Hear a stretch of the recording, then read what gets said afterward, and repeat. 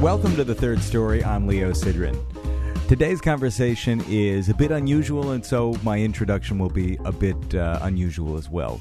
This is a conversation that I had with Adam Dorn, who is sometimes known by his alter ego, Mocean Worker, or Mo-Wo. Adam has his own podcast called the Compared to What podcast that he kind of co-hosts and co-runs with his pal, Charlie Hunter. The two of them are both very established, very accomplished musicians in their own right, and extremely interesting. And this podcast that they have is well worth checking out if you haven't dug into it yet. It features, much like mine does, long-form, casual conversations with musicians and creative people, friends, really. I never had met Adam until we sat down and had this conversation, although I was very aware of him, both because of the podcast and also before that, for a long time, because of his own musical career, and because we're both kind of second-generation music biz kids. His father, Joel Dorn, was a very successful, well-respected record producer who made a lot of classic albums. And when I first became aware of Adam, I knew that he and I shared a kind of a common bond in a way because of our upbringings in the music business. Adam was raised in Philadelphia at kind of arm's length from the music business, but at the same time very aware of it, much in the same way I was raised in Wisconsin at arm's length from the music business, but also kind of entrenched in it. I was really eager to talk to him. I've had the feeling for a long time that we had a lot of common ground and a lot of mutual interests, and at the same time, I just had never met him. So I proposed, I saw that he was in New York City. I reached out to him and proposed that we share an episode, that we sit down and get to know each other with the microphones on, and that whatever that conversation would become would be a podcast episode that we could both use. And so this is a little bit of an unusual situation here, because what we have is the same exact conversation being thrust upon the world on the same day, coming from two different sources. There is a kind of, I guess I would say, a de facto competition that's happening here, because we've agreed to call this episode The Third Story versus Compared to What, although obviously there's nothing, there's no way to win this battle because it's the same episode. But in any case, I'm really delighted to share this conversation with you. You know, generally I kind of summarize and synthesize the conversation according to what my memory of it was, and then play a track by the victim before we start with the conversation. But this time I'm not going to do that, because it's just a very casual conversation. It is unlike most of these interviews, which are, they're kind of guided conversations. This one is really a conversation. It is loose and free-flowing, and without any further preamble or preview, here we go, my conversation with Mocean Worker, otherwise known as Adam Dorn. You know, we could do whatever we want. Yeah. This is going to be the same episode. Well, so this is what I was thinking. So, you know, it actually scares me enormously because I cut them up a little bit. Oh, and so I was like, oh, so now one's the remix and the other one's not. Yeah. Well, you know what we basically do is just like, we let it go. It's a conversation. Yeah. Yesterday I sat with somebody, my buddy Howard Smiley, and he's like a very nervous Floridian Jew that's like, you know, when he wanted something cut, he would just kind of do the like, hey, you know, don't put this on record. And I look at him, I'm just like, schmuck, then don't say it, you know? But I've had a couple. I actually had one where somebody called me after the fact and said, I said something that turns out wasn't true. I had heard something, and I said something about somebody else, and it turns out it's not accurate, and I really... Well, you know, ultimately the beauty of it is you can always just re-upload whatever it is, and that's going to, you know what I mean? Exactly. All right, let's get into this. Come on. I'm going to talk about podcast etiquette. We could talk about it, though, because that's kind of what's bringing us together here. I got to tell you, I was sitting on the subway last year. I had done a bunch of these episodes, kind of like preview interviews with people when I just wanted to try it out and see if I could do it. I'm sitting on the subway coming back out to Brooklyn, and the F train goes above ground. I check my Facebook, and I see it's the week I'm about to launch my podcast, and I see that your first episode is up. And I was like, oh my God, does the world care enough about all of these interviews to have two?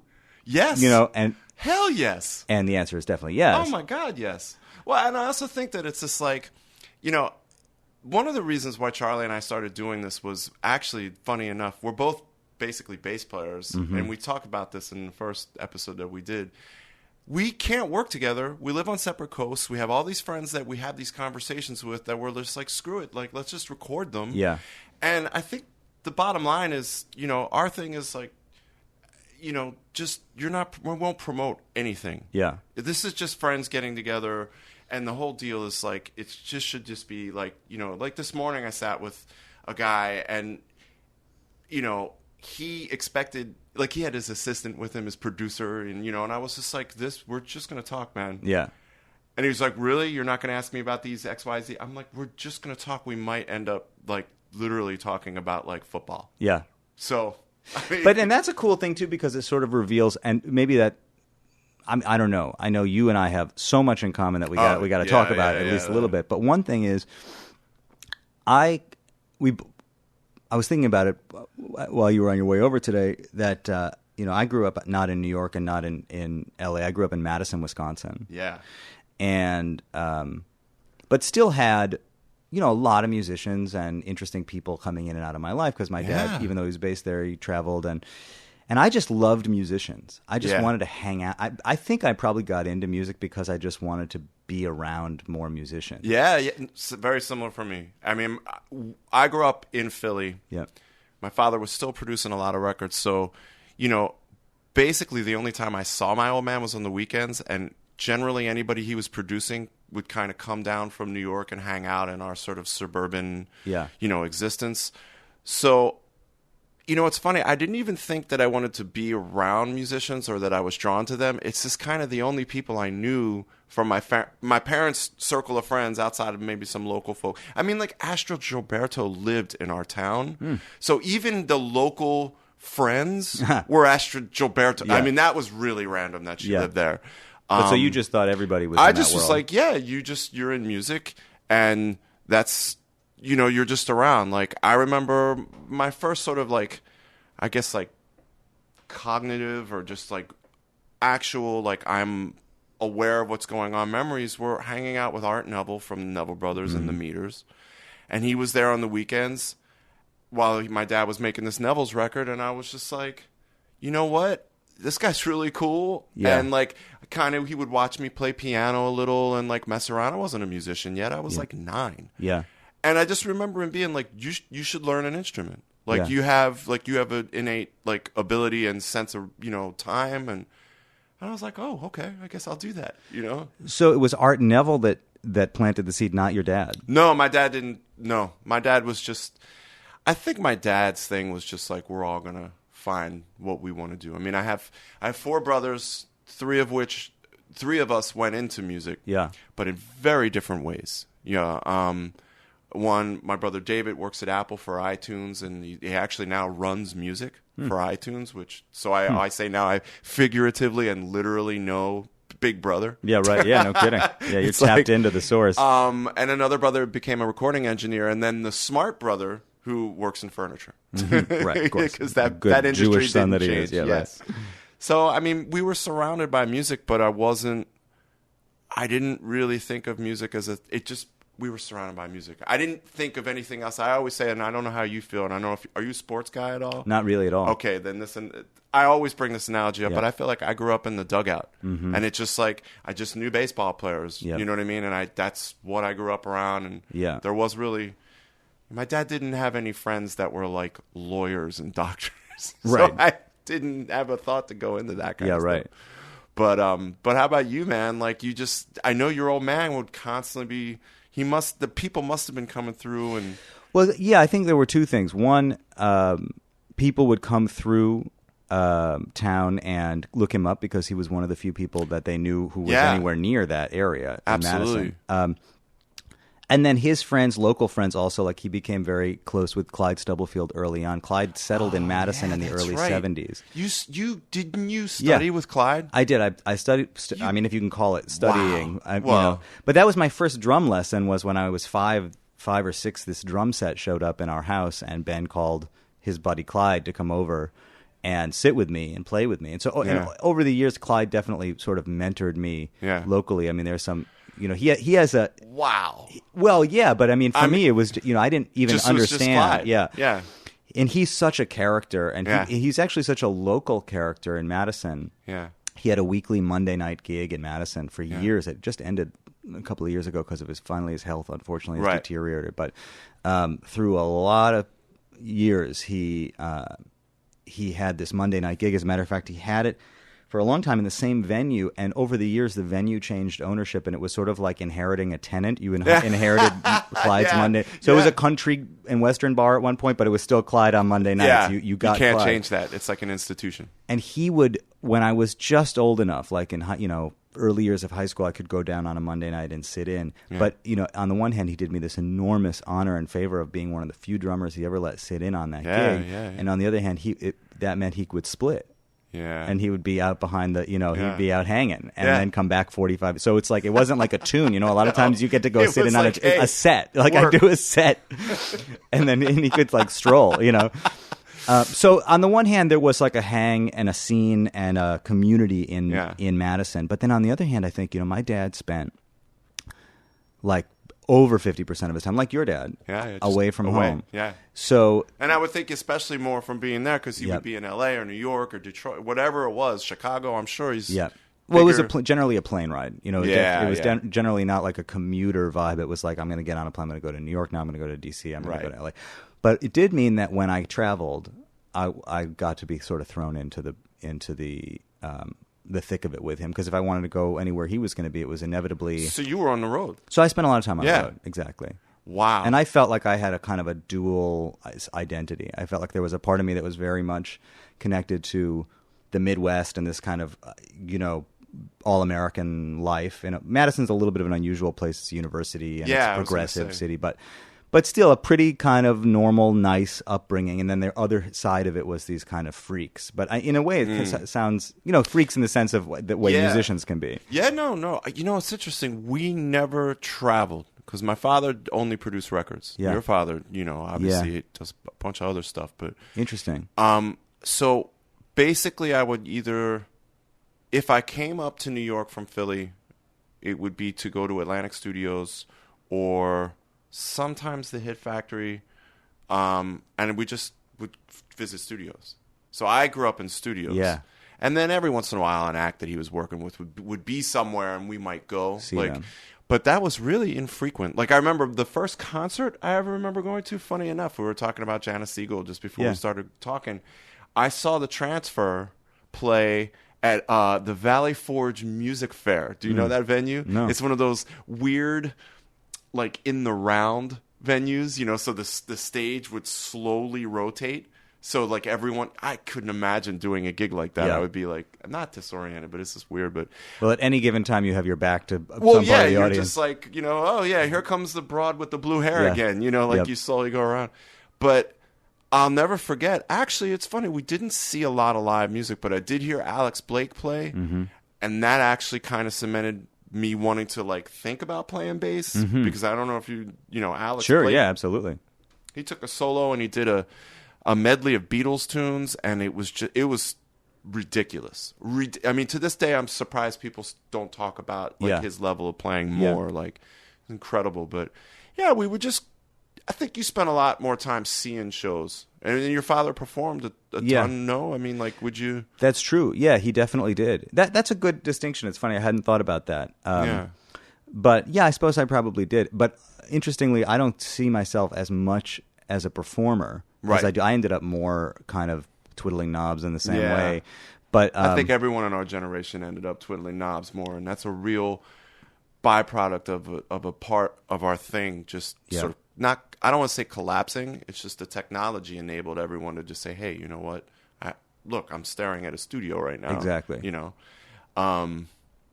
But yeah, what's funny though? Like the last person on earth that knew anything about twiddling knobs, or by the way, finding where one is in a measure, was my old man. Really? Knew nothing about the gear. If I would sit down with him and be like, "Hey, what compression did you use on your?" Yeah. Not a clue. But I've been asking some people about this, about the I think if you ask sort of like the joke about asking, 10 Jews about something, you get 12 opinions. I feel like if you ask 10 producers what a producer does, you would get 15 answers. And especially from guys, from our old man's generation. His thing was, and in a way, it's funny. I was kind of resentful of this as a kid, and it'll make sense why I'm saying this in a second. He seemed to only work with troubled, brilliant, like the kind of artists that make you.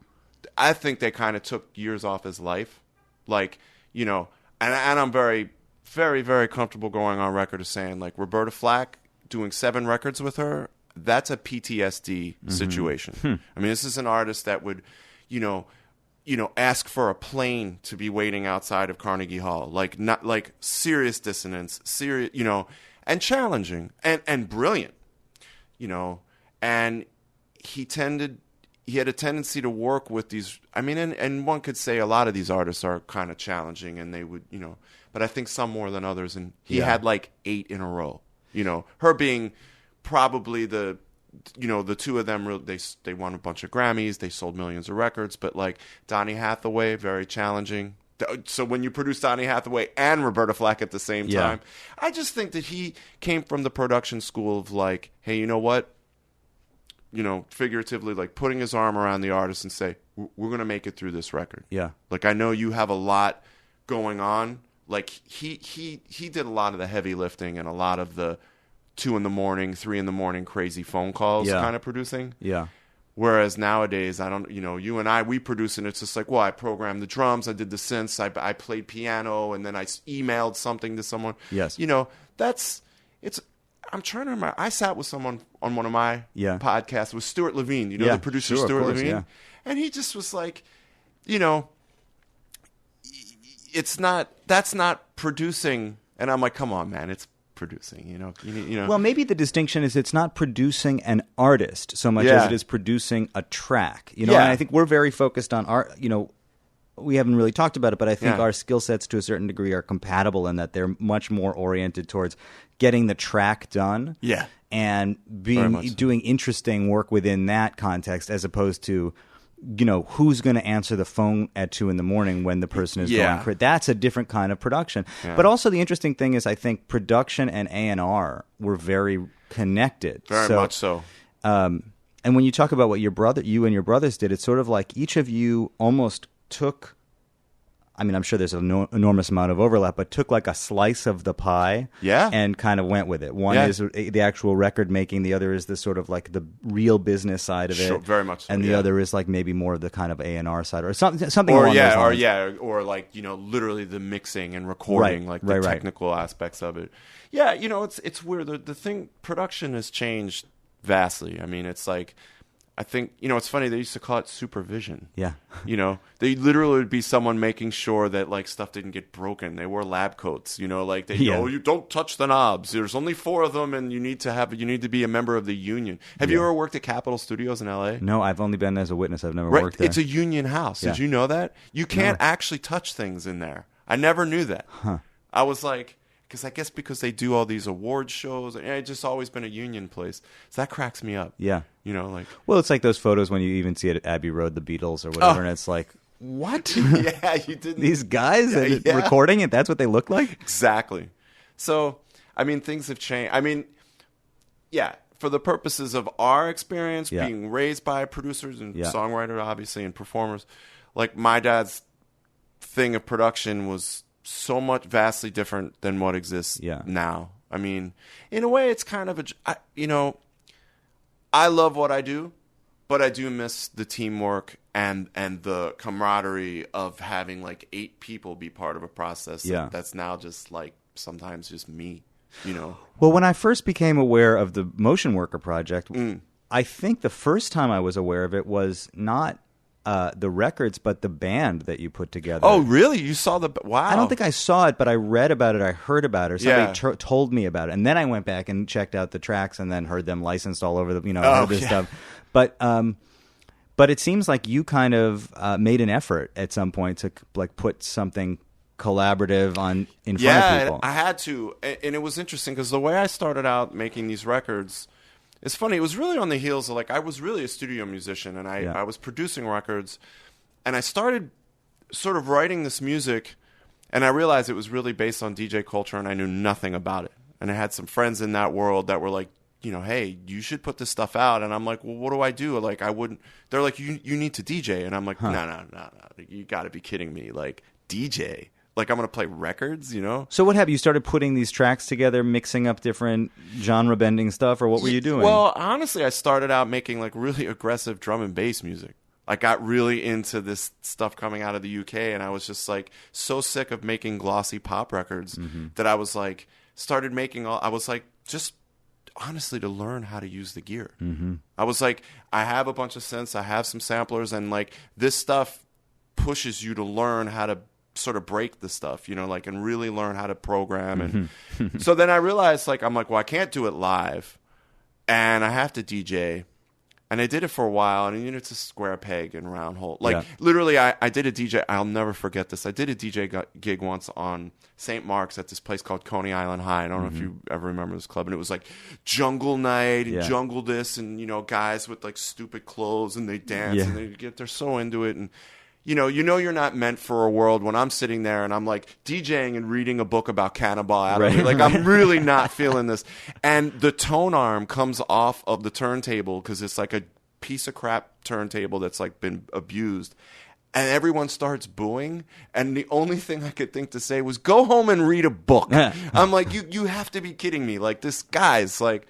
So I wasn't really meant for that world. And so the band really is actually born out of, like, 2.5, 3 years of DJing against my will. Yeah. And then I was just like, listen, if I'm going to make this stuff and it's going to be funky and it's going to be, like, it's all sort of microscopic sample based and breakbeat stuff, but, like, I have great friends that are musicians that will kill this. They'll play this so much better live. So that's what that was born out of. Yeah. But it's funny, Charlie and I we shared a lot of musicians. Charlie Hunter and I shared a bunch of musicians. And it was like, as much fun as it was to have a band, it is just mind-numbingly expensive to take. I had, like, Kool and the Gang on the road. I had, like, 8. Like, I think I went out with 8 people. Yeah. That's just like, boy, you better sell. You have to be nuts. Yeah. No, you have to be crazy. And I've seen, I mean, Charlie, I know over the years has gone from, like, taking a bunch of people out to just, like, but he's fortunate that he can go with 2 people too. He can go with a drummer and it's killing. He and Scott are just, it's amazing. Yeah. And it's affordable. I mean, you can afford to travel at that scale. And they're, like, best friends. Yeah. So it's like they go out on the road, they do a bunch of great gigs, they talk to each other while they're playing. Yeah. Not just musically. They literally talk to each other. It's amazing. Wow.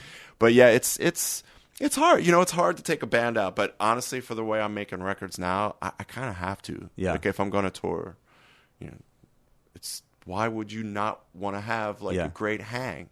You know what I mean? But and this goes back to you were saying you sort of miss the camaraderie, and and I think that speaks also to the fact that we spend a lot of time locked in a room alone, and when I started doing, like, for example, advertising or certain even pop production, or, I would say, this is great. I'm, like, one of the few people that actually gets to go off and do my own thing, and nobody's looking over my shoulder. No. Especially if there's a client situation, it's like... Well, advertising. Don't get me started. That's, I mean, we've both probably done a ton of that, and it's just that talk about looking over your shoulder and telling you what they don't want and want at the same time, and not knowing really anything about either. Yeah. It's so confusing. It's very confusing. You need definitely to learn that to translate what they're saying. Or just not do it. Or to not do it. I mean, but that's the thing, is that there's a part of it that I dig still, in that you go, because as long as I'm in a space that I can control, I can insulate myself a little bit from that kind of craziness and just do the work, put my head down, do the work. I like that part of it. But then on the other hand, I'll sort of, like, look up through my fog and say, man, I gotta, like, hang with somebody. I gotta, like, remember what that's like. Yeah. I think now the way that happens is funny. I'm, like, sitting in this space. I visit lots of buddies of mine in their spaces. Yeah. And we kind of just, well, what are you working on? We play each other's stuff. Yeah. We kind of hang. Sometimes, it'll be like, hey, you have a bass here. Let me just throw something down. Like, my buddy Zach Danziger and I, like, he's this incredible drummer. And every once in a while, he'll just be like, I was at a space the other day because I'm in town this week. And it was just like he played me all of this new stuff that he was working on, and was like, "What do you think of this? What would you do here?" Yeah. I mean, that's kind of what it's turned into, and those are great hangs. I mean, I love that.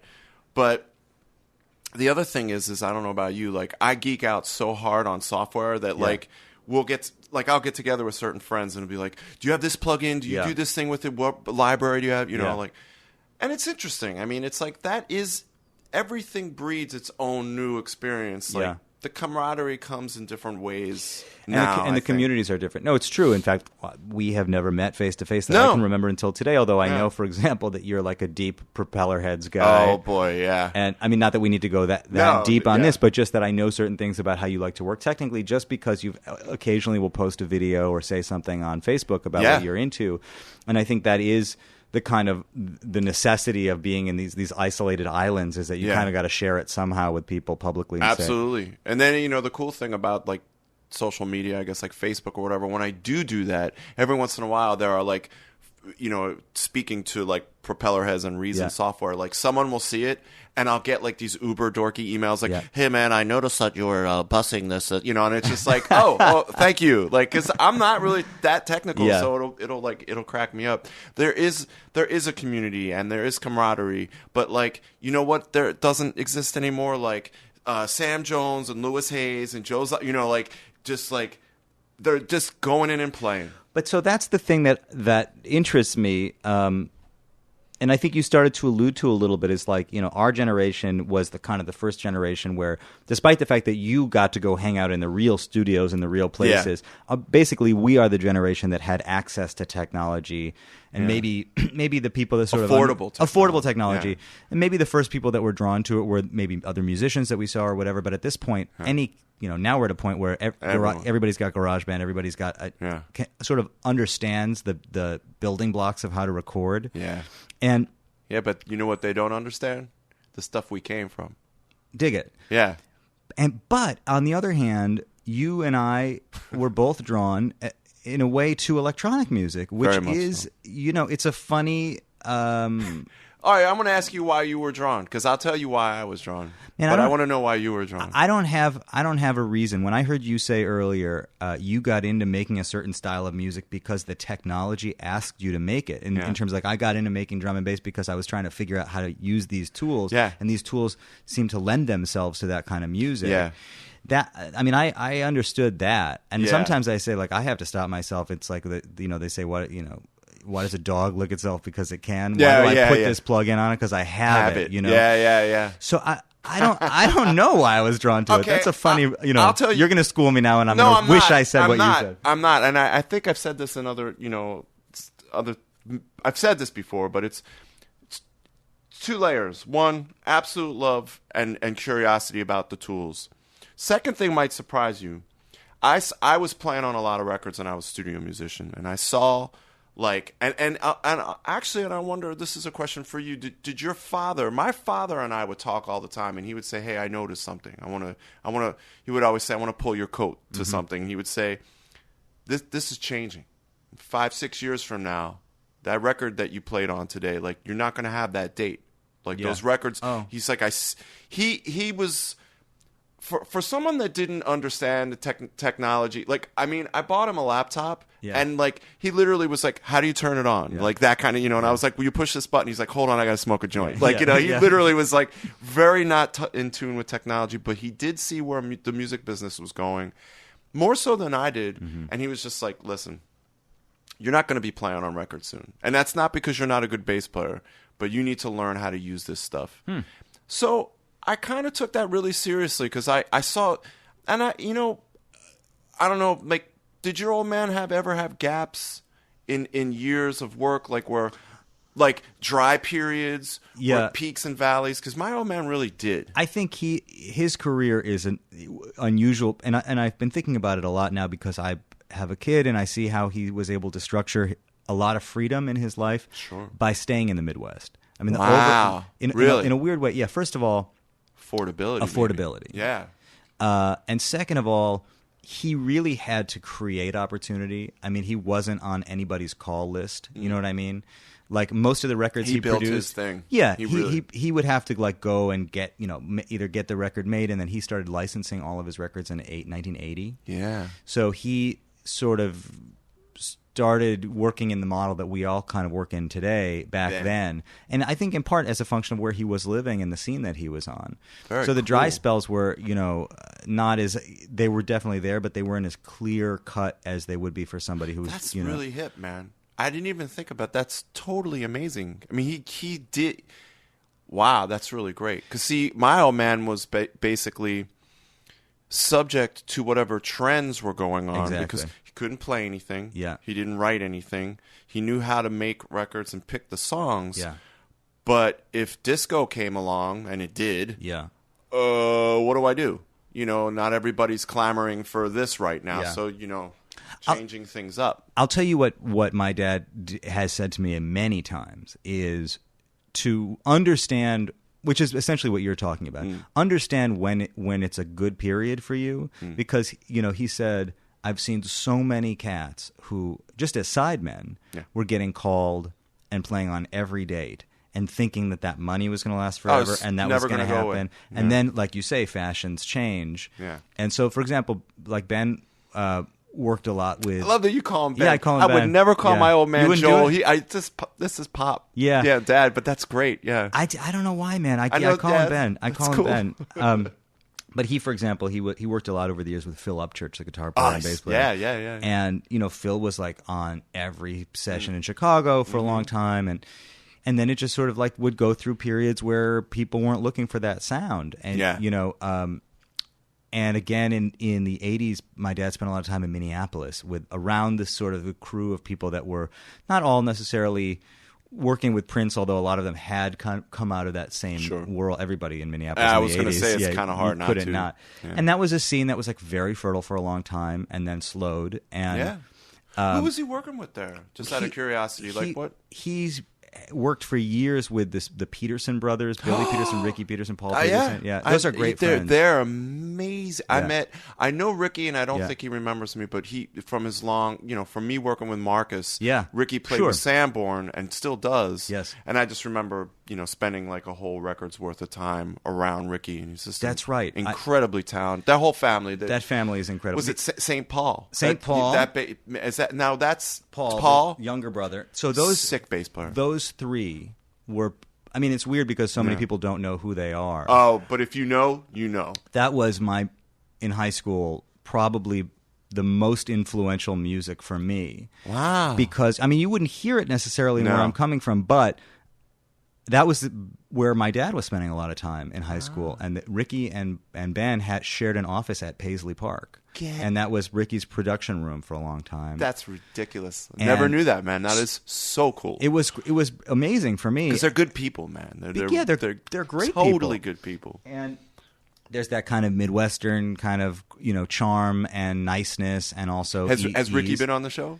No, Ricky hasn't been on the show, but he definitely will be. As a matter of fact, my dad's new record that comes out in Europe in the fall, and then we're going to put it out here after the first of the year. It's me playing drums, my dad playing Wurlitzer, Billy playing bass, and Ricky playing B3. It's just the four of us. We're going to go out and do dates next week in Chicago and Ohio. Nice. You going to come to L.A.? Hopefully eventually, yeah. But so in that format is just, for me, has been like, just to get to go out and play with Ricky and hear him just play the organ sound and the rhythmic thing, the way he makes you play a totally different way. Totally different. And I mean, I actually have to remind myself to listen, but to be true to who I am also, in the sense that I find myself wanting to play like Steve Jordan did on Up Front, or try to do my best Steve Jordan impression. Yes, that's the record I hung out the whole time. That's when I met. It's funny you mentioned Up Front. An unbelievable record. It really is. It really is.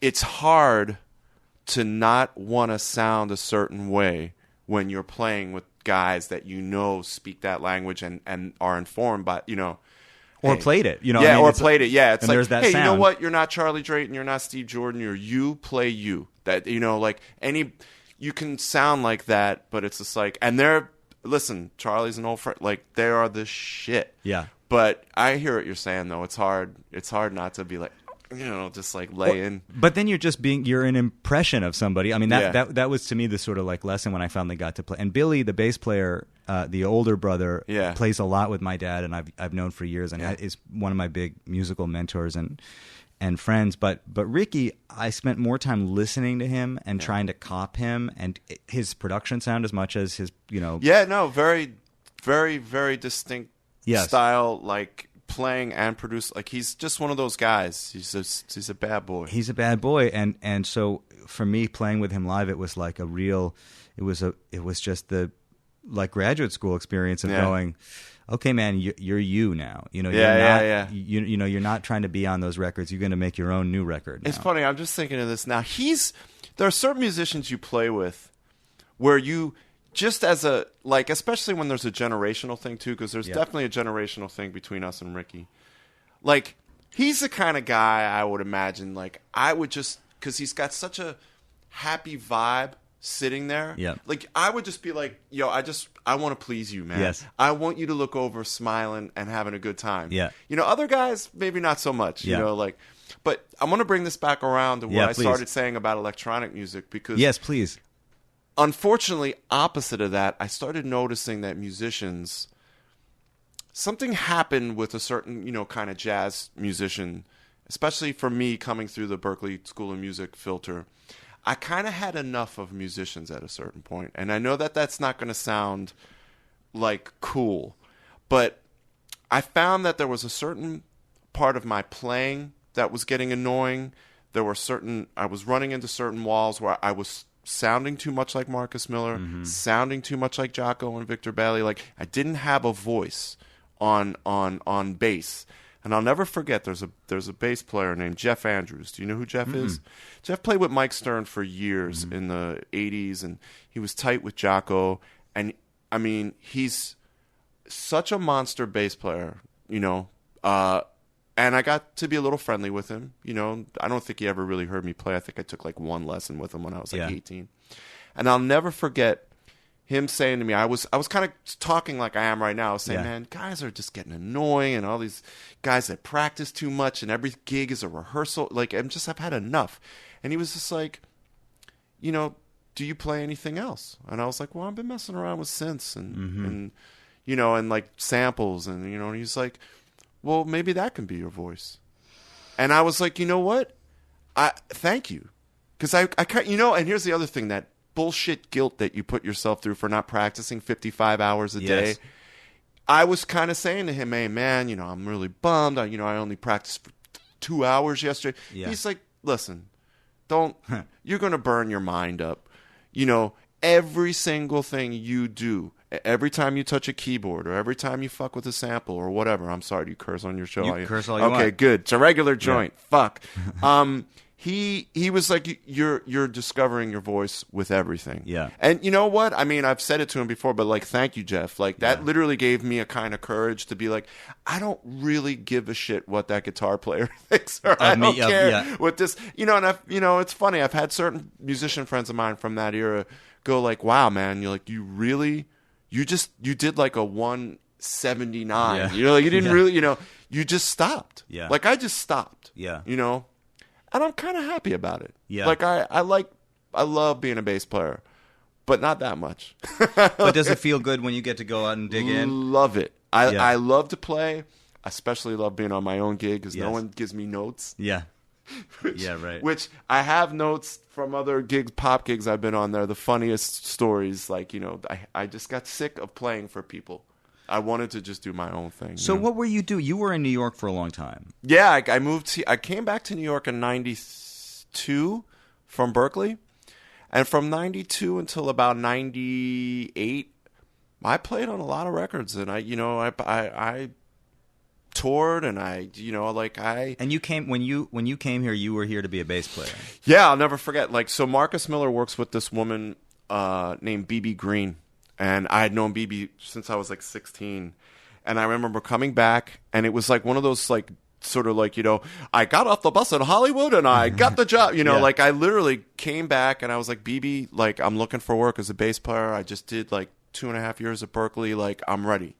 And she's like, give me a tape of stuff you've played on, and I'm sure whatever I gave her, man, was like, me taking a solo no one would ever ask to hear or want to, but I showed some facility, Yeah. and she started. Basically, it was like she was. And some taste, I'm sure. I'm sure there had to have been some Well, taste. I mean, I hope. I don't think so, but yeah, there was some sort of like I can play certain things and I can read, and I did my work, and I. Luckily, because of a relationship with Marcus, I had a good relationship with her, and she was like, you know what? Marcus is moving to L.A. He gets called for things. Maybe I'll throw you. They're easy gigs. I mean, these are like, pop records. It's not like I need to sound like Marcus and take 3 solo, So she started booking me on stuff, and it would be like Japanese pop records, French pop records, English, Mexican pop. Like, I played on tons of stuff. Yeah. And it just worked. Like, I'll never forget, man. Like, I remember I did a Japanese pop record for, like, this J-pop star who had written for this huge boy band. And this was his solo record. And I literally went into Right Track, and it was, like, me, Hiram Bullock, Juju House from EU, like, ridiculous, like, literally we had a chart for a pop song that it was an ostinato. Yeah. I mean, it was a repetitive bass line that had like one change, and it was like a 12-page chart because every single measure had been written out. And I took a bass solo on a pop tune. Hiram Bullock and I both soloed on a pop tune. And it was just like, wow, this is strange, but I love it. But I played a lot. And I lived on Bleecker Street. Have you done that, Hang? Like, have you had to like play like 5 nights a week on like blues bands and like I definitely did that.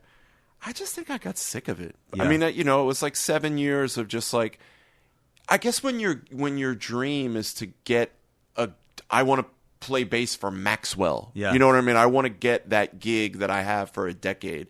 I didn't see it coming. Like, I just didn't. Was that the dream? As a sideman, don't you want to get like, it's like, yeah, I would love to play in Steely Dan, one of those things where it's like I play bass for James Taylor, like Jimmy Johnson can't do the gig, like I'm gonna do, I'm doing this tour, like I guess that was not doing pickup gigs, not doing casuals, not doing one nighters, but no. But having a gig. I would see my friends come off the road from really major pop gigs, and like they'd be on a wedding, like that next weekend, and I'm like, oof. I mean. And these are guys I love, really dear old friends, and I'd be like, I can't do that. I can't be on the road for 7 months and then need to play the Goldberg bar mitzvah next weekend. But the weird thing, I think, in New York particularly, is that it's a kind of a... Those guys are good musicians. First of all, they're good musicians. They're really good. But the other thing is it's a kind of a double-edged thing when you get a gig that takes you out of town from what I've seen, because you're off the scene. You're gone. So if you're back, you need to go back in the same front door as everybody else and remind people that you're back here. And if that means it's the Goldberg bar mitzvah, you do the gig. It seems to me I've seen you're that. Spot on. And you know what? I prefer to be gone. Yeah. Like, I lived in France for a while. Anytime I could go anywhere and like do a gig somewhere else, I did it. Yeah. And really what that bred was the constant reminding everyone of your existence when you return. Yes. And then like trying to, like, I lived in Paris long enough that I started producing French pop records. Yeah. And it would be weird because I'd come back here and it would be like I'd hire friends to play on stuff. But like they were just like, you're not around, we're not hiring you to. So you kind of become a producer by virtue of just, well, you're Being not off really the a scene. sideman anymore anyway. You're kind of like, well, you're doing this, so I wouldn't think to call you. Yes. Yeah, and that was always weird for me. I'd be like, hey, I just played on a record date with you. Like, why wouldn't you? I'll play bass on something for you. And he'd be like, no, you're a producer now. I'm not going to make you like. I'm like, no, I will work. But so the world started defining you differently as well. Yeah. So it was kind of strange, and that didn't last terribly long. As soon as I started doing my thing, and it sort of resonated, I was like, this is all I'm going to do. So, but you started doing it here and then decided to move to the West Coast? Oh, I've only been on the West Coast for like 3 years. I mean, I lived here up until 2010, and I mean, when my father passed, New York that chapter kind of went with it. So it was kind of like my wife and I and my stepson, we were just thinking, well, where do we want to go? Yeah. We'd like to go where there's no winter. Yeah. So we went to LA, and I love it. I mean, and that's a whole other bag of worms and a whole other thing to learn. Yeah. But by and large, I think moving there at 40 and doing that at a point where you've already kind of built a little bit of something, it buys you time to learn that scene and kind of navigate the water. It's a totally different thing. New York and LA have like very little to do with each other, even in terms of the music world. Yeah. You know? Tell me, I mean, if you don't mind, tell me. No, yeah. Well, I mean, I'm also scoring films and trying to break into like score TV stuff. So I that's the place to be. Yeah, and and I figured more. Yeah, but it's odd. A lot of my work is coming out of New York doing that, so it's like it's kind of strange to think that I'm there doing stuff here. But I just felt like it's a different world there because like TV and more TV than film, that's really like, in order to jump in on a gig like that, you need your hit from that world. And in TV, they don't really, it's weird. TV and film kind of fight each other. They don't really care about each other. So if I've had music in a bunch of films that were huge, like someone at ABC, like in production, that's going to hire someone to do scores, they don't care. Yeah. All they need to know is, I need to know you worked on a hit TV show, and that every Wednesday when you need to be on the mix stage and you've had your 36 hours to do your score work, it's done, and it's not amazing. I need to know I can trust you because you've done this for someone else. Yes. Or I see your name attached to something so big I can't deny it. So it's weird. It's, and it's coming. I mean, I've been working on some of these shows, and I've been helping some friends of mine that are composers on big shows. Yeah. So I think I'm feeling how you work your way in. Yeah. You know what I mean? And it's like, it's going to take a minute. It's a very difficult thing. Yeah. And it should take a minute. I've only been doing it for a little while. You know what I mean? But LA's great. This is what I have to say about LA and New York. You get stabbed in the front in New York.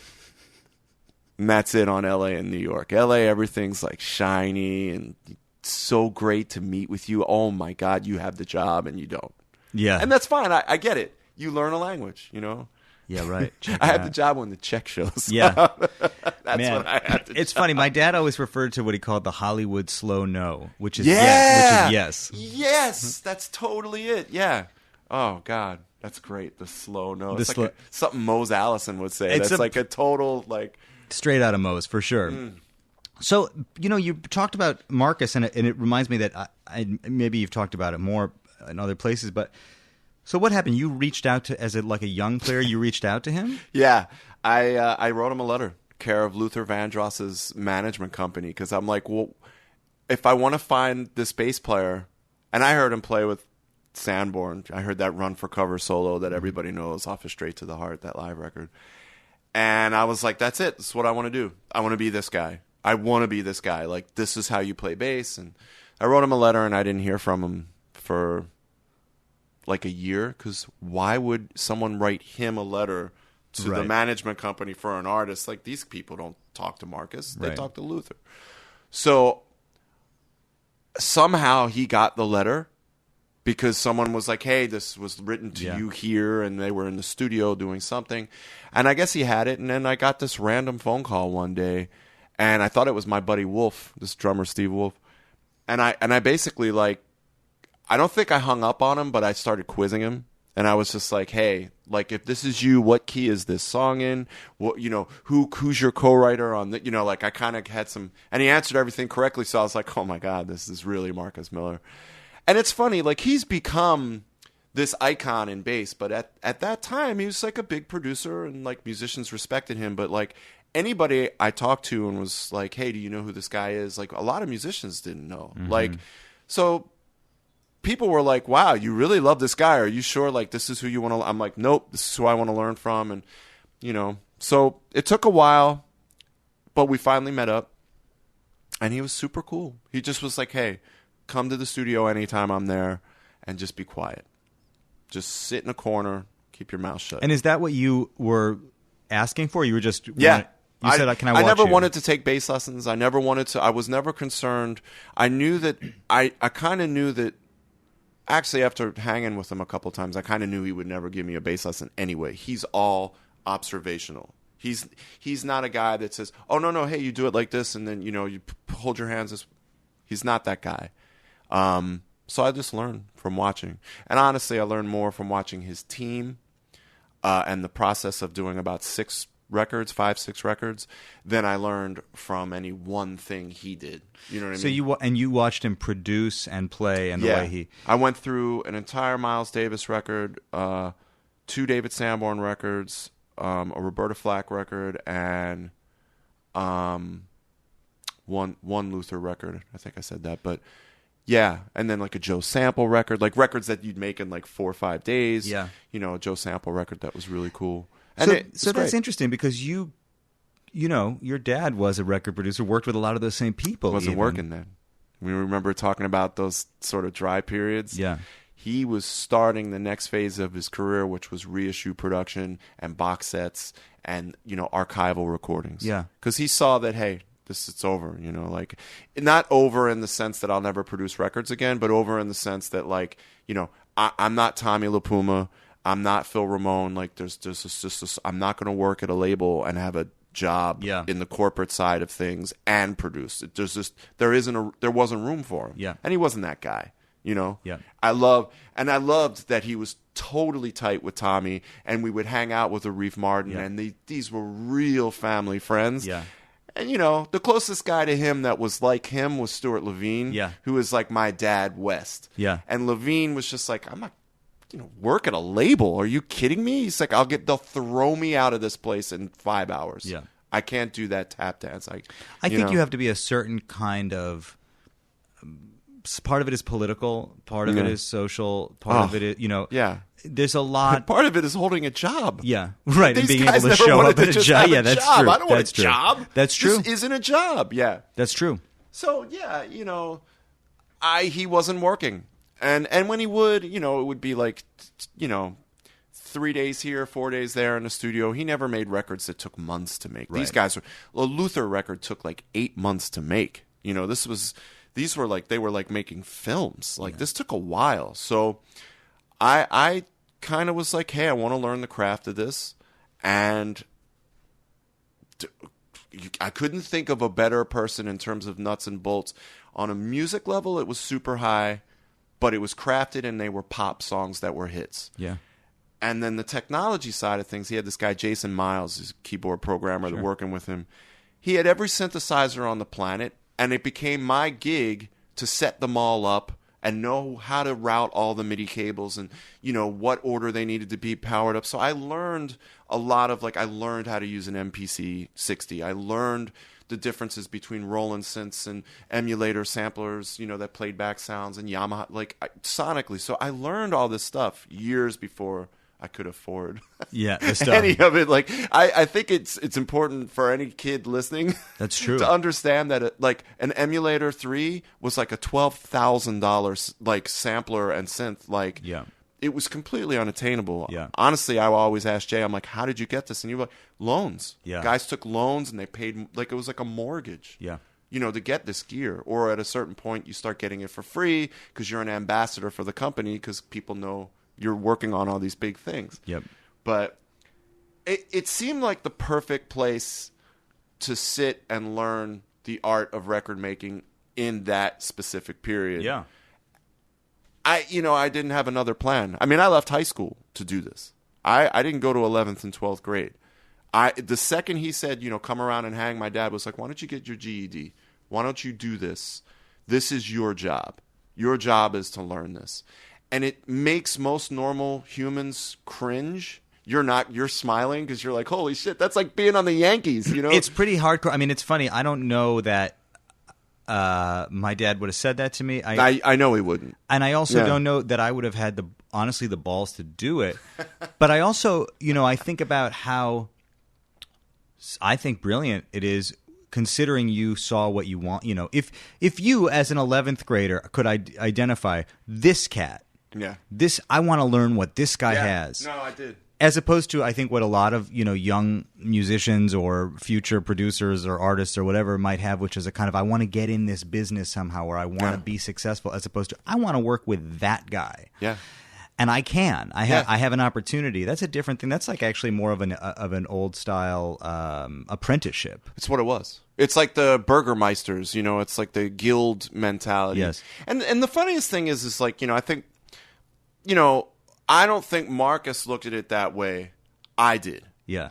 And I knew, like, we didn't vocalize it, we didn't verbalize it. I mean, for the first 6 months I went to the studio, he was Mr. Miller. Like, I was eyes on prize, and like I didn't go as far as to like literally take notes, but I took notes. Yeah. You know, and it's funny. I think that maybe at that point I was really cocky as a bass player. Like I was already starting to work a little, like doing sessions, which also was sort of informed me not wanting to really go to school anymore. I would be like missing school because I had like gigs, or I'd play in clubs, and like, you know, who wants That's to like get up? the Berkeley story, right? That a lot of people leave because they realize they could work as opposed to. Oh going to yeah, school. you get a gig. Like that's your diploma, is like, you know, getting a gig. So I was kind of working, and I was really cocky and needed to be put in my place, and I was eventually. But you know, I was like, hey, like I'm gonna do this, and that's it. I remember friends of my family were like, you can't do this. What if you fail? And I'm like, why would I even think that way? Yeah. And that's like, I should have, you know, I know in a lot of other areas of my life, I'd love to channel that 16-year-old me, that sort of blind, I will not be put off the tracks sort of faith. I don't. There's definitely, man, I should do that with my film stuff. I should be like, fuck yeah. I think about that all the time. And the same thing. If Yeah. I could go back and have the same confidence I had as a 16-year-old, because it's sort of like you don't know what you don't know. And you also. and you don't give a shit. Yeah. I didn't give a shit. Yeah. I was like, hey, this is, you know, if it ain't funky, you know, whatever. It was just like, it was such a limited, you know, I didn't know what taxes were. I didn't know Right. what, you know, oh, you know, my kids got swimming lessons. I Yeah. didn't have any of that. Yeah. So I didn't care. Yeah. And, you know, honestly, I think you should still think the same way anyway. But it's funny, like in this game, it's like, it was funny. I sat down with a producer named M2. I was telling you earlier, I sat down with M2, and he said something so hip. He was like, everyone can play, and everyone figures this out. It's like 20% your ability to play. The Yeah. rest is your attitude, and the rest, and that's like meaning having a good attitude, but also being like, hey, I will not be stopped Yeah. too. Like you have to have that determination, and you know. So what were some of the most sort of memorable or biggest kind of pieces of wisdom that you got from the time with Marcus Miller then? Wow.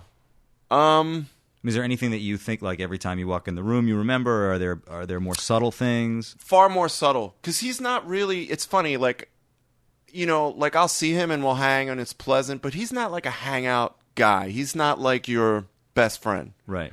Like, and it's funny, even years later, like I was in his band for a short spell. Like I worked on records with him. Like as an adult, like I worked. I wasn't like, you know, going and getting dry cleaning, you know, Right. like, but I think everything was like osmosis. The stuff I got from him is like I really knew how to work a room, and how to make things work, and how to keep things moving. Mm-hmm. And it's funny, he doesn't really produce records anymore. Like he stopped, and he was really, really good at that aspect. Really good. He knew how to set up the vibe, and it wasn't like an overbearing thing. Like the day just moved along. There was always momentum in a room that he was in. Stuff didn't get complacent or stop. But no real pearl of wisdom. It's funny because I really hung out with a lot of guys through him.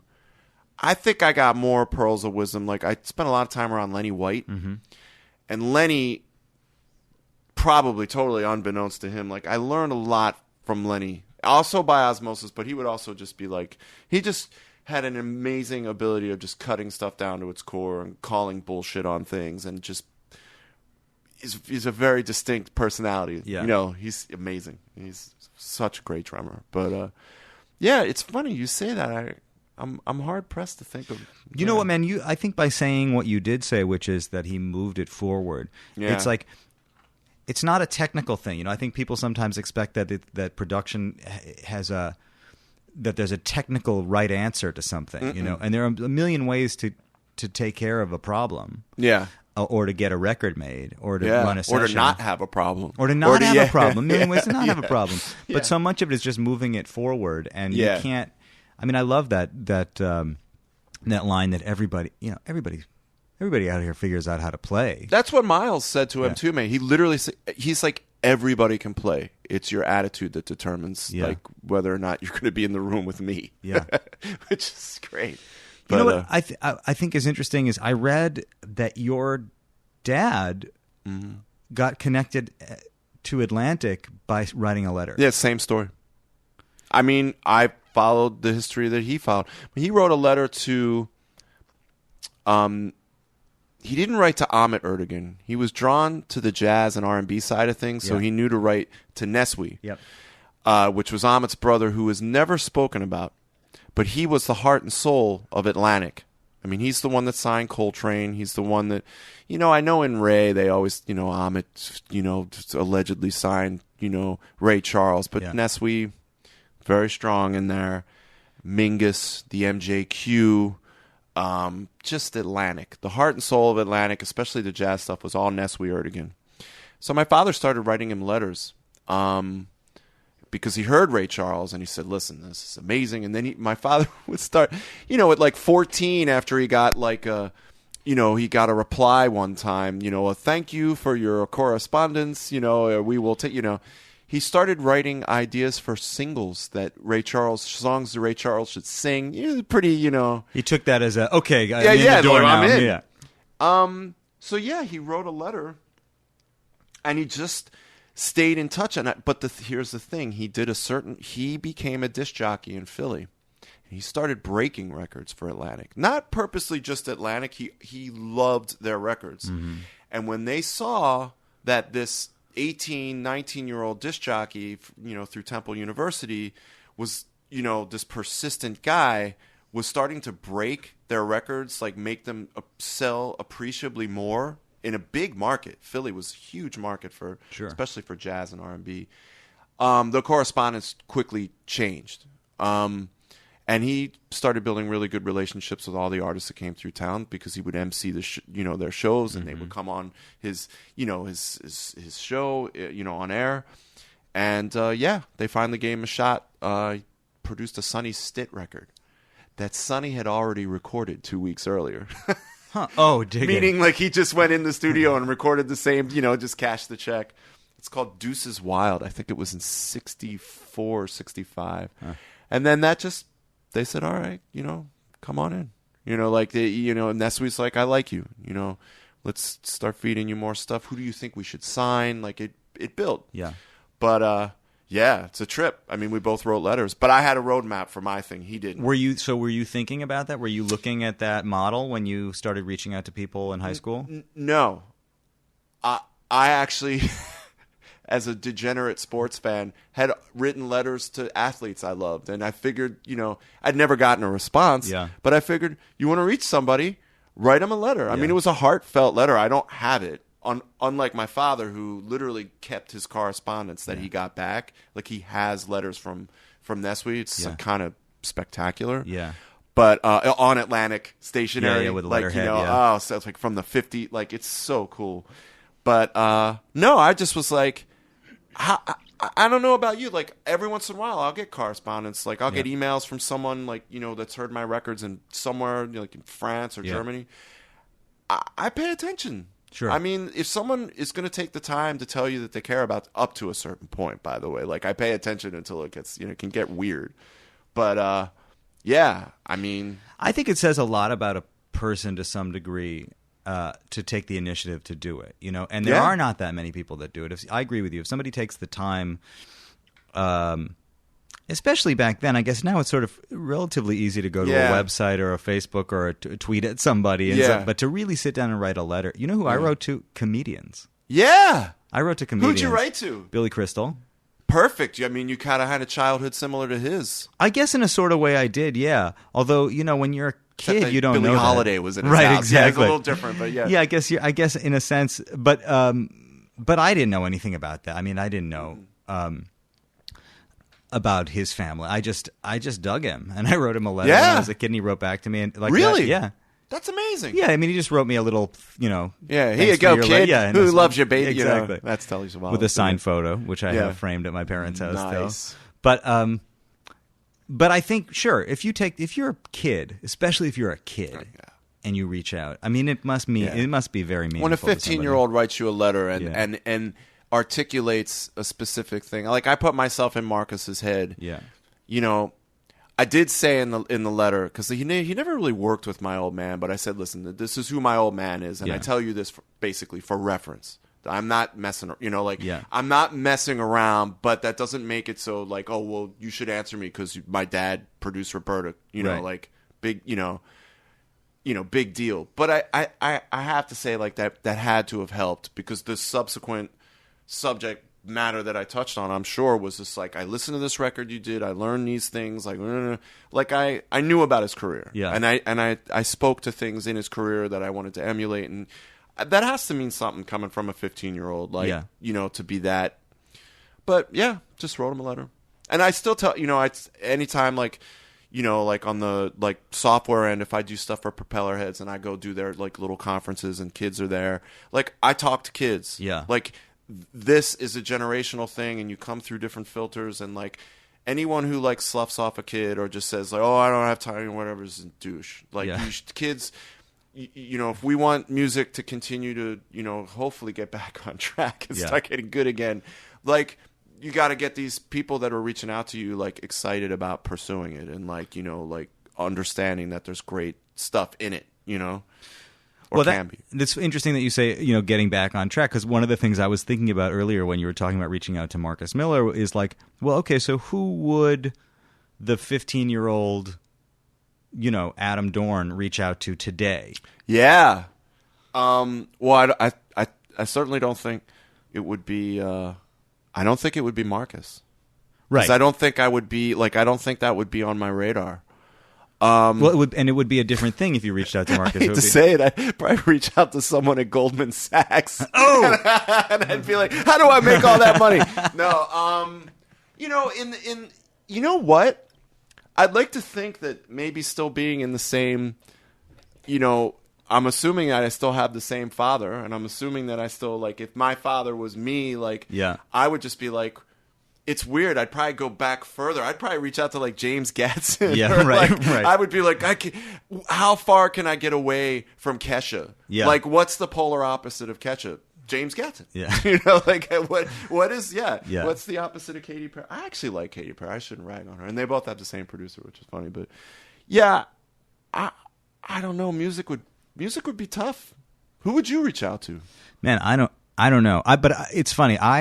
What I did do.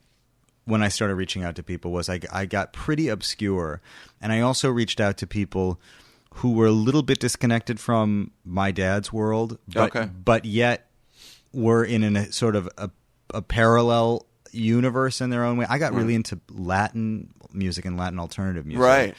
And I saw that. You worked on, you did that Motorcycle Diaries flick, man. That's really cool. It was funny when you were saying how like film people respect a film credit and TV people, like I have the ultimate film credit, but it was never my intention, and I didn't do anything with it because I wasn't positioned to follow up on. I wasn't like going for that at all. I just fell into it, but I ended up working on this thing that won an Oscar. Yeah.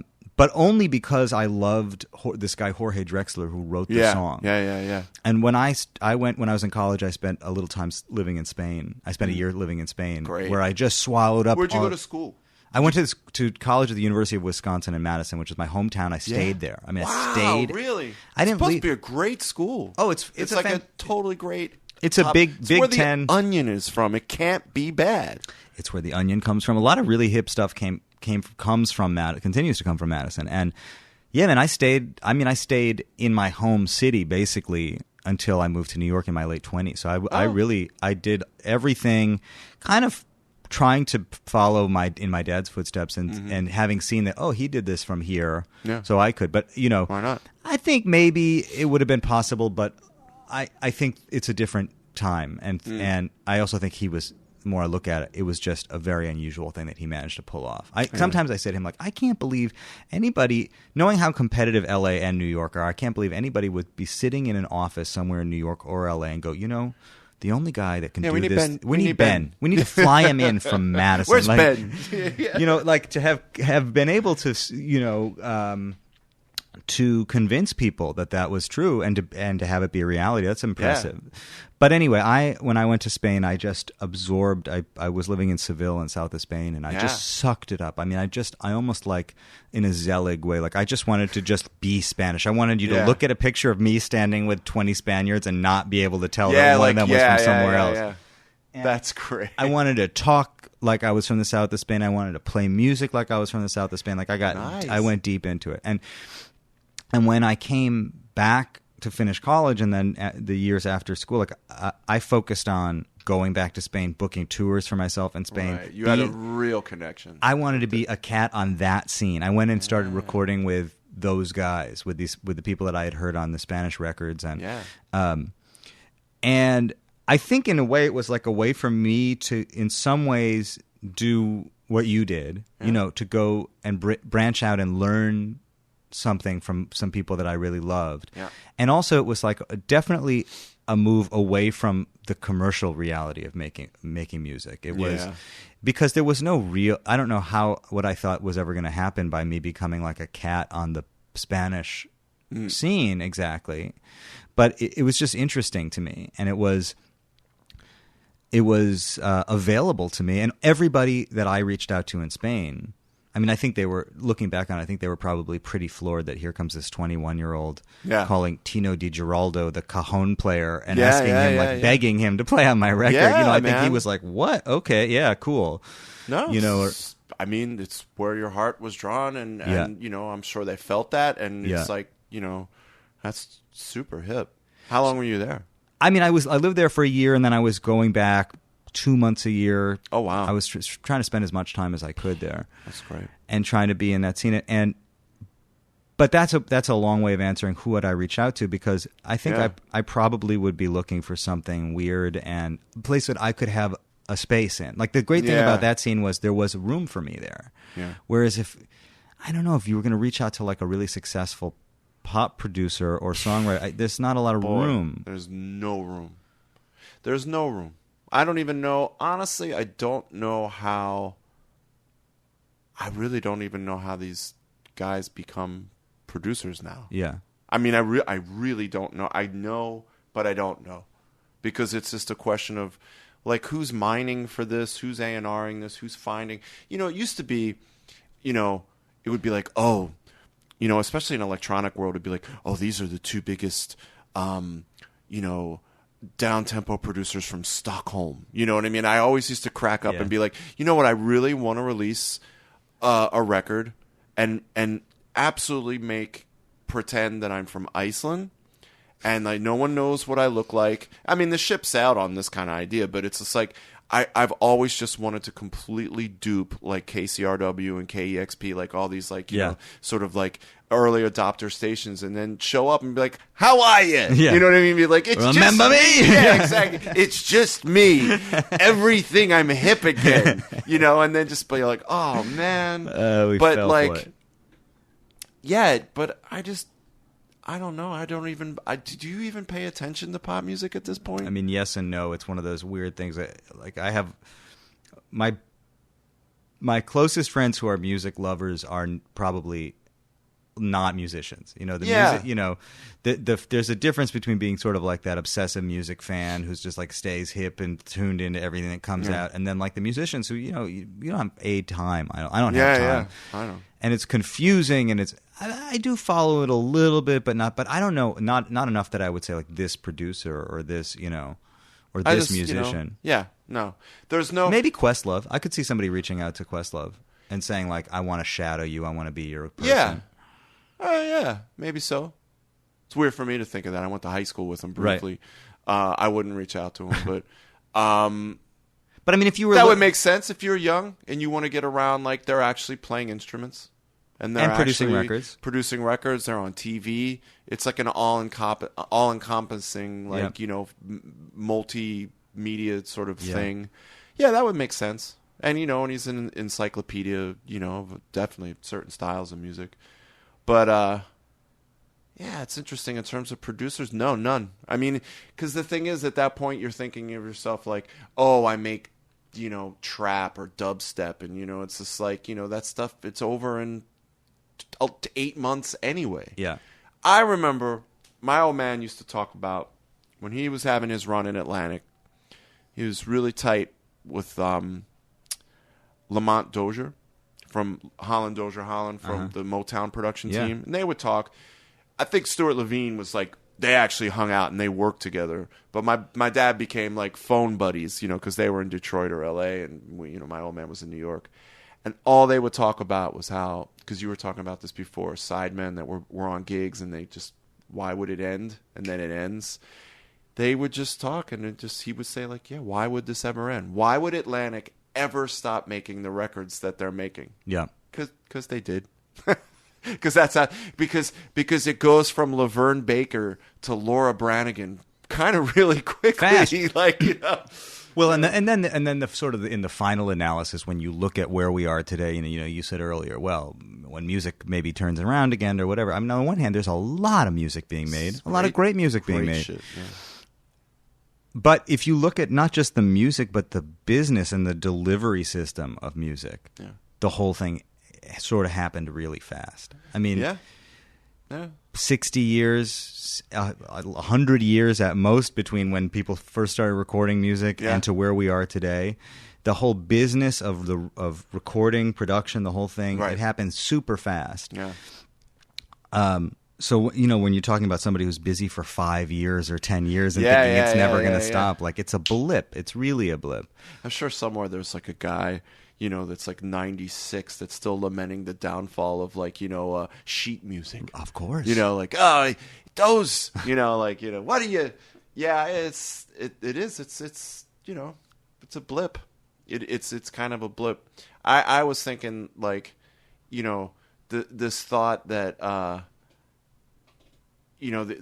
there were regional production styles and subgenres and things were. If you went to DC, there were DC records. You went to Cincinnati, there was Muscle Shoals, L.A., Detroit, and Philly. I mean, Gamble and Huff, and Philly International thing. I wonder. Just bear with me through the sort of dissolving of everything, and I know that the ubiquity of the net maybe makes this hard, but maybe with stuff sort of crumbling, if that kind of can come back a little, because then it's just like you have to keep things local and grow them in order and build it, I think, in order for stuff to actually kind of really, like I tell anybody who's in a band, I'm like, build your thing where you are, have a residency. Like, don't waste your time and money on the road trying to grow something, like more than a couple 100-mile radius. You know what I mean? I kind of wonder if there's the way kids are going to learn how to play music and then mix stuff all together, if there's going to be like, yeah, man. I mean, and I don't buy this whole like, well, trap is from Atlanta. It's like the trap is just a bastardization of a couple other styles. It's not like that much of a thing. Right. I don't know. I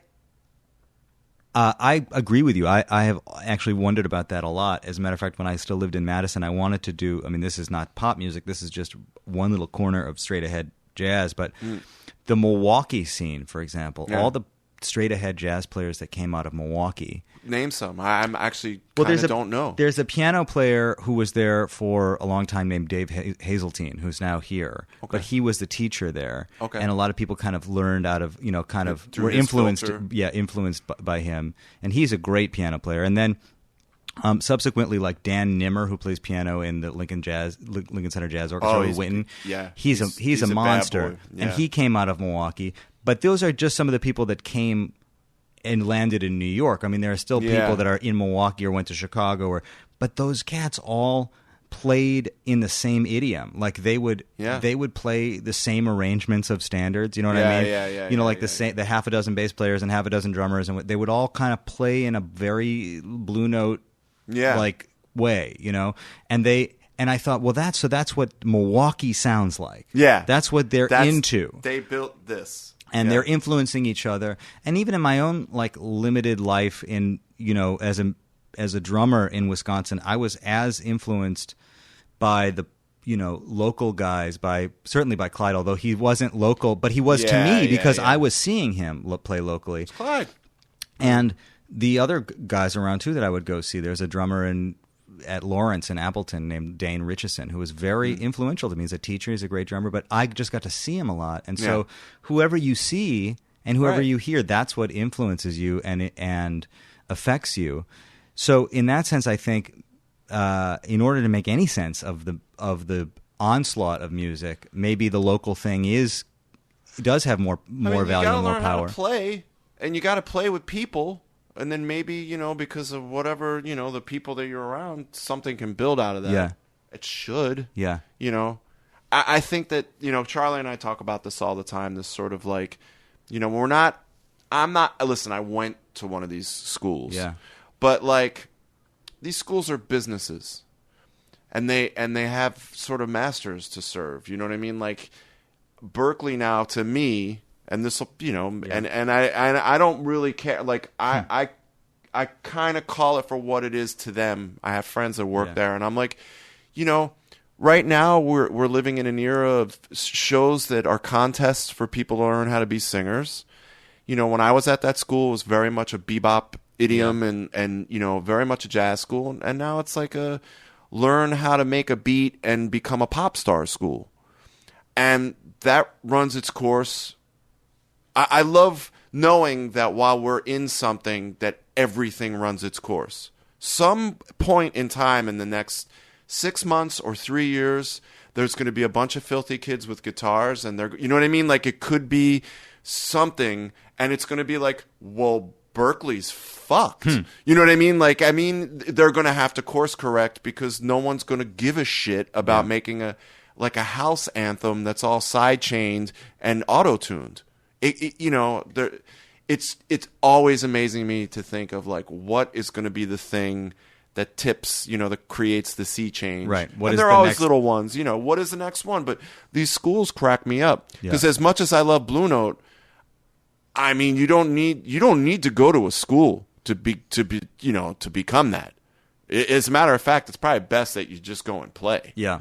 At a certain point, like... Well, and in terms of finding your sound and your identity or whatever, I think it's almost easier sometimes to just go and play and like... Yeah. But, I hate to discount... And, it's like so hard. Everybody's working to play music. It's so hard to discount it. But I totally agree with you that... I think you should go and be around your peers. Exactly. And it's a screwed up time of your life. It's an emotional time of your life. Right. Everyone, college is that period of time, it's it. You better think of something real quick. So, but the fact that these are for-profit institutions is a crazy thing. Massively Berkeley costs. I only know I can speak to Berkeley. The fact that it costs the same as Harvard. Yeah. It really does. There's no. They can't. Defend that. They can't. And the last time I checked, when you leave Harvard, you generally. Get a gig that's commensurate with what you just paid. And when you leave Berkeley, you're going into nothing. Yeah. You want fries with that. Yeah. Yeah.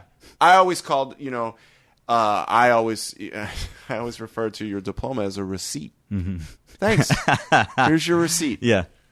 And yeah, it's true. And listen, and you just said this, like, I am not bashing them. I am calling bullshit on a structure that, it's an economy that it doesn't produce what you're paying into it for. It doesn't. Yeah. It can't. It's not this. Our life, what we do, it's not based on that. Yeah. You know what I mean? When you were in school, did you also study real things? Right. No, I did. No, people might say. As a matter of fact, that's probably why I was giving you the look when you telling me that you dropped out of high school to go. Because I didn't have a backup plan as such, but I also didn't study music. I went to school for history and Spanish. So because my thinking was, if I'm going to be out of work, let me be out of work with this diploma as opposed to with a music degree. I didn't think that wisely, and I wasn't course corrected to think that wisely about a plan. It wasn't really, my old man was purely bebop in that sense. But that's smart because you got that. Yeah, and I know I Yeah. have it. I mean, I hope at this point I don't know what, because I'm so far down the line only doing music that it's like, well, Yeah, what but does you it have really mean? But I have it. Yeah, Yeah, and it means something because think- your life experience leading up to it enriches you, whatever. But I think that's a big part of the question. Is like now we have all these and some really great musicians also coming out of these schools. I mean, beautifully trained, wonderful. I have a friend who got his graduate degree at Manhattan School of Music, and it hooked up his playing. I mean, the 2 years that he lived in New York, he came blossomed. But he also came out after 2 years with so much debt. And I remember saying to him, no matter how good you play, and even how good a teacher you are, explain to me the circumstances in which you pay off that money by playing jazz piano. Yeah. Here's the other thing. Who's to say that level of playing, of living in 2 years and dedicating yourself to playing wouldn't have happened anyway? I'm just, you're in New York. Yeah. You are surrounded by some of the best musicians on the planet. Yeah. I don't know. One could argue that, You hey, come and get it yourself. I'm going to do this. It's a tricky thing because that's all about the dedication and work and focus and the classes and everything. I get it. You're going to learn, a ton. But yeah, you're right. When you incur, is that the word, incur or bring on the kind of debt that like a doctor has brought on, Exactly. someone that will eventually Except that be then a you doctor. go out and make $150 on a good gig.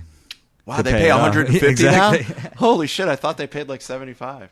That's one really funny thing Charlie always talks about. He's like, the gig still pays the same as it did in 93 or 86. Yeah. It's like, Well, my dad what? was saying $60 in the 60s. Yeah. In the 60s, 60s. 50 and $60. So you're basically now, that $60 now is like $17. Yeah. Hooray. Yeah. It's, but the thing is, listen, I think music always finds a way. Like, I'm not worried about a single fucking thing. Like, that's great. I don't really worry about it. Like, and it's not my job to worry about it. Sorry, I got other fish to fry, but it would be interesting to see. I do kind of really, really cheer for the times where, like, we're not listening to, like, like, I'm getting sick of that. And I was drawn to that. Like, that was my world. So for electronic music to now be this, like, branded EDM, like, to me, everything sounds like records that were made in the mid-90s. They're just hyped up now. Yeah. There's no real difference. The songwriting, it's just like... So it's interesting. You remember when there was a time where all the big pop songwriters moved to Nashville because their thing was starting to fall apart. Sure. So then that completely, I hate to say it, ruined country music. So all this great thing that was truly an American thing became like, basically someone that should be writing a song for Whitney Houston was writing it for XYZ country artist, and it just, so it's this interest, it's like a balloon. You squeeze certain parts of our business and it pops up somewhere other else. parts. Yeah. My brother Michael, the guy in furniture, is this huge country fan, and he's like, I don't listen to anything past this point, and if I do, it's these three artists because they're still real. It's like, holy shit, what happened? What happened?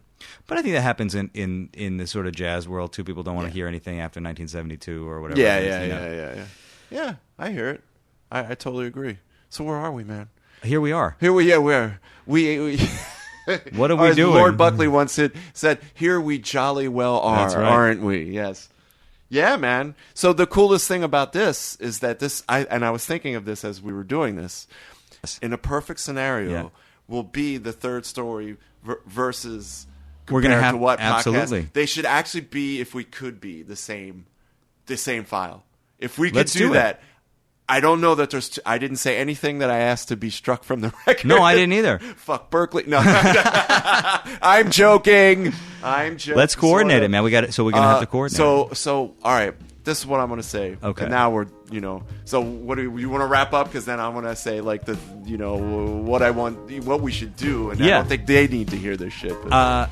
Well, Adam, thank you so much, man. It's been such a pleasure. What a segue. I didn't get And then we did it. I didn't get the thank Well, you. do it.